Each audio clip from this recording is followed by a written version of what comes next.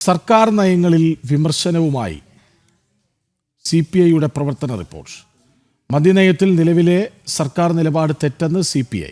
സർക്കാർ പ്രോത്സാഹിപ്പിക്കുന്നത് വിദേശ മദ്യമാണ്. അടിസ്ഥാന ജനവിഭാഗങ്ങൾക്ക് അവഗണനയാണ്.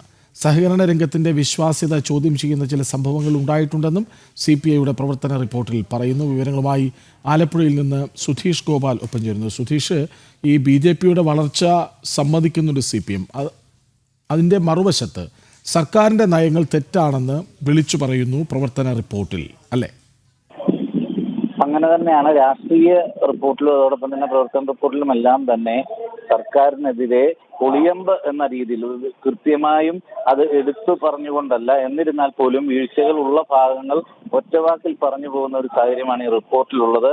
റിപ്പോർട്ടിൽ CPIയുടെ സംഘടനാ പ്രശ്നങ്ങൾ മറച്ചു വെക്കുമ്പോൾ തന്നെ സർക്കാരിനുണ്ടായിട്ടുള്ള വിവിധ വീഴ്ചകളെ സംബന്ധിച്ച് കൃത്യമായി തന്നെ പറയുന്നുണ്ട്. അതിൽ തന്നെ കഴിഞ്ഞ നിയമസഭാ തെരഞ്ഞെടുപ്പിൽ കർഷകർക്ക് നൽകിയ വാഗ്ദാനം അത് നടപ്പാക്കാത്തതിൽ കർഷകർക്ക് വലിയ അമർഷമുണ്ട്. നെല്ലിന്റെ വില കൃത്യമായി നൽകാൻ കഴിയുന്നില്ല എന്ന് കൃഷിമന്ത്രി CPIയുടെ നേതാവായ ശ്രീ പ്രസാദ് കൈകാര്യം ചെയ്യുന്ന വകുപ്പിന്റെ തന്നെ ആ പോരായ്മയും എടുത്തു പറയുന്നുണ്ട്. അതുപോലെ തന്നെ പരമ്പരാഗത വ്യവസായ രംഗത്ത് 5 ലക്ഷം പേർക്ക് ഈ സമ്മേളന കാലയളവിൽ തന്നെ തൊഴിൽ നഷ്ടപ്പെട്ടു എന്നതാണ് ചൂണ്ടിക്കാണിക്കുന്നത്.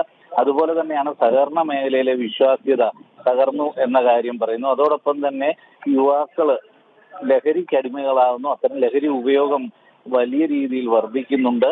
അതേ സാഹചര്യത്തിൽ തന്നെ സർക്കാരിന്റെ മദ്യ നയം അത് ശരിയായ രീതിയിലല്ല എന്ന വിമർശനവും ഉന്നയിക്കുന്നുണ്ട്. ഇത്തരത്തിൽ വിവിധ മേഖലകളിലെ ഇത്തരം പ്രശ്നങ്ങളെല്ലാം തന്നെ എടുത്തു പറഞ്ഞുകൊണ്ടാണ് പോകുന്നത്. കർഷകരെ സഹായിക്കാൻ, അതോടൊപ്പം തന്നെ കശുവണ്ടി, കയർ, ഇത്തരം പരമ്പരാഗത വ്യവസായ രംഗത്ത് തൊഴിലാളികളുടെ സുരക്ഷയ്ക്ക് വേണ്ടി, അവരെ സഹായിക്കുന്നതിന് വേണ്ടി തുടങ്ങിയ ബോർഡുകൾ അതിന്റെ പ്രവർത്തനം കാര്യക്ഷമമല്ല എന്ന് സർക്കാർ നയങ്ങൾക്കെതിരെ വിമർശനവുമായി CPIയുടെ സംസ്ഥാന സമ്മേളന പ്രവർത്തന റിപ്പോർട്ട്.